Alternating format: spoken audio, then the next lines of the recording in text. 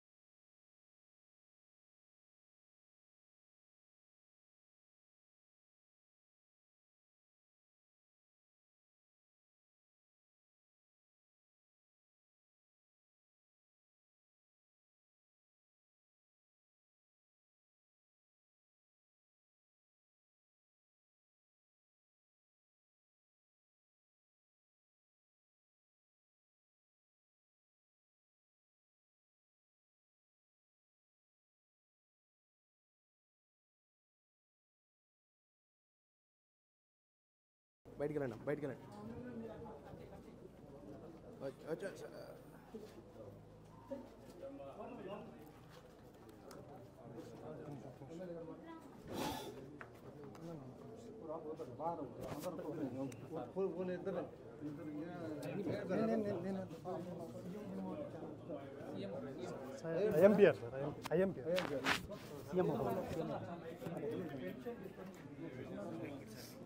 మీ husband చనిపోయాడు, corona వచ్చి చనిపోయాడు. కరోనా సమయంలో సెకండ్ వేవ్. అంటే ఎంత ఏజ్ ఎంత అప్పటికైంది? ఏమన్నా అలవాట్లు ఏమైనా ఉన్నాయా? తాగుడు కానీ అవన్నీ?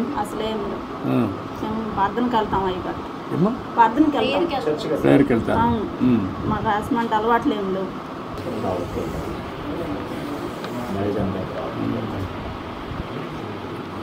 ఇప్పుడు మీ ఇంటి మీద సోలార్ పెట్టిస్తే పెట్టుకుంటారమ్మా? పెట్టుకుంటాం. సోలార్ పెట్టిచ్చేస్తే కరెంట్ బిల్లు కట్టే పని ఉండదు. ఇంకేంటమ్మా, ఏంటి చెప్పండి మీ కష్టాలు? ఇంకేంటండి మా కష్టాలు? మా బాబుని చదివించుకోవాలనుకుంటున్నాను. ముఖ్యంగా వాళ్ళ కోసమే నేను ఇంత ప్రయాసపడుతున్నాను. నా బిడ్డల కోసమే, ముఖ్యంగా నా బిడ్డలు చదివించుకోవడం కోసం. నేను ఆయాంలో 5 సంవత్సరాల్లో 5 సంవత్సరాల కాలంలో మన ప్రభుత్వంలో చేర్చినప్పుడు ఇల్లు కట్టించుకున్నాను. అప్పుడు జరిగిన మళ్ళీ 5 సంవత్సరాల కాలంలో మాకైతే అందుబాటులోకి రాలేదు. మేము చాలా ఇబ్బంది పడ్డాం కరోనా టైంలో. ఆ టైంలో పడ్డప్పుడు మమ్మల్ని ఎవరు ఆదుకున్నది కూడా ఎవరు రాలేదు. 5 సంవత్సరాల పాలనలో కూడా అప్పుడు 50,000 కరెంటు బిల్లు కట్టేనే మీకు పింఛన్ ఇస్తాము, లేకపోతే మేయం. సచివాలయంలోకి వచ్చిన పింఛన్ ఎన్నికెళ్ళిపోయింది. ఎన్నికెళ్ళిపోతే 50,000 బిల్లు కట్టమంటే అబ్బాయి కూలి పని చేసుకుని ఇప్పుడు కూడా మేము నెల వచ్చాము 3,000 రూపాయలు డబ్బులు కట్టుకుంటున్నాం పింఛన్ కోసం 50,000 తెచ్చి. అప్పుడు మాకు సచివాలయంలో పింఛన్ ఇచ్చారు 50,000 కరెంటు బిల్లు కడితేనే. ఆ 50,000 కట్టుకుని ఇప్పుడు నేను అప్పుడు 2,750 రూపాయలు పింఛన్ తీసుకుంటున్నాను. ఇప్పుడు 4,000 వచ్చి నాకు అయ్యగారు నా బిడ్డని 4,000 రూపాయలు పెట్టి నా బిడ్డ నేను పోషించుకొని చదివించుకుంటున్నాను. అబ్బాయి తెచ్చిన 200 జీవిత ప్రకారం మేము ఇంట్లో ఆయుధ ప్రకారం వాడుకున్న ఎట్నా సార్ పాపని చదివించుకునే సామతికి నేను ఇప్పుడు నువ్వు ఇచ్చిన డబ్బులు పెట్టి నేను వాడుకున్నాను. బాగా చదివించమ్మా పాపని, మంచి భవిష్యత్తు ఉంటుంది. డాక్టర్ అవుతావా? నమ్మకమేనా? నువ్వు కూడా టైం ఉన్నప్పుడు చదువుకోకూడదు. పార్ట్ టైం నువ్వు ఇంటర్మీడియట్ ఏం చేసావు? అప్పుడు పాస్ అయినావు. ఇంటర్మీడియట్ ప్రైవేట్ ఇది చేస్తే నీకు క్వాలిఫికేషన్ కూడా వస్తే వ్యాపారానికి కూడా నీకు ఉపయోగపడుతుంది. ఇంటర్మీడియట్ పాస్ అయ్యావనుకో, దెన్ డిగ్రీకి వెళ్ళు. కొద్దిగా టైం స్పెండ్ చేయి. నువ్వు పాలిటెక్నిక్ అదే పాలిటెక్నిక్ చేయించు, నీకు ఐడియా వస్తుంది, చాలా ఉద్యోగాలు వస్తాయి. రెండోది వచ్చి నీకు వ్యాపారం మీద కూడా కంట్రోల్ వస్తుంది. చిన్నగా ఇచ్చి ముందు రిపేర్ చేయి, ఆ 3 లక్షలు పెట్టి దాని నుంచి నెక్స్ట్ ఎట్ పోవాలి చదువుకుంటూ 2 పనులు చేయి. ఓకే అమ్మా, నేను ఆ డబ్బులు కూడా ఇప్పుడు బిల్లు ఇచ్చేసేయమంటాను. ఇది కూడా పెట్టిస్తాం, సోలార్ పెట్టిస్తాం. ధైర్యంగా ఉండండి. ఈ పాపని ఏం కావాలో అవన్నీ ఇప్పించి చదివించాలి. నాకు ఎంబీబీఎస్ చేసేట్టుగా మీరు మెంటరింగ్ చేయాలి. రేపటి నుంచి పాప జిల్లా అడ్మినిస్ట్రేషన్ ఉండాలి. ఒకటి టేక్ లాజికల్. ఓకే అమ్మా, చదువుకోమ్మా. రండి తీసుకోమ్మా.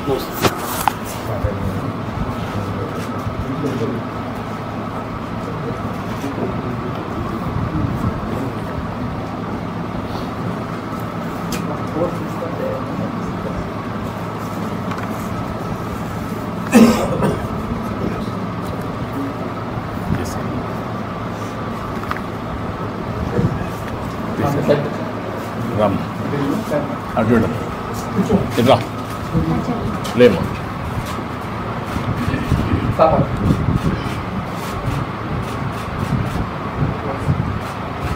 రామ్ రండి పిల్లలు రండి. కరోనా టైంలో మన వాళ్ళకి ఇంటికి వచ్చాం సార్. ముందా నేను దగ్గర కాలేసి వివరాలు బయట మన కార్యకర్తలు వచ్చారు.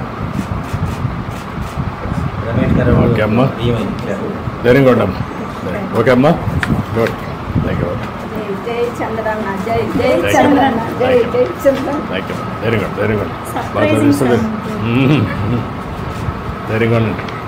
మీకు మళ్ళా కేటగరైజేషన్ వస్తుందమ్మా. ఇప్పుడు మాలామాదిలో కూడా కాటగరేషన్ తీసుకొస్తాం, దాంట్లో కూడా నీకు బెనిఫిట్ వస్తుంది, బాగా చదువుకో పైకి వస్తుంది. నువ్వు బాగా తెలివిగా ఉన్నావు, ఇంకా బాగా చదువుకోవాలి, కష్టపడాలి. ఇప్పుడు కష్టపడితే జీవితాంతం సుఖపడతావు. కష్టపడతావా? నమ్మకమేనా? ఏంటంటే నువ్వు సెట్ అవుతావా? ఇప్పుడు ఇది ఇచ్చినాక నువ్వు బాగా సెట్ అయ్యి మీ అమ్మను సరిగా చూసుకొని పాపను బాగా చదివించి మీ చెల్లెల్ని చేస్తావా? ఓకే.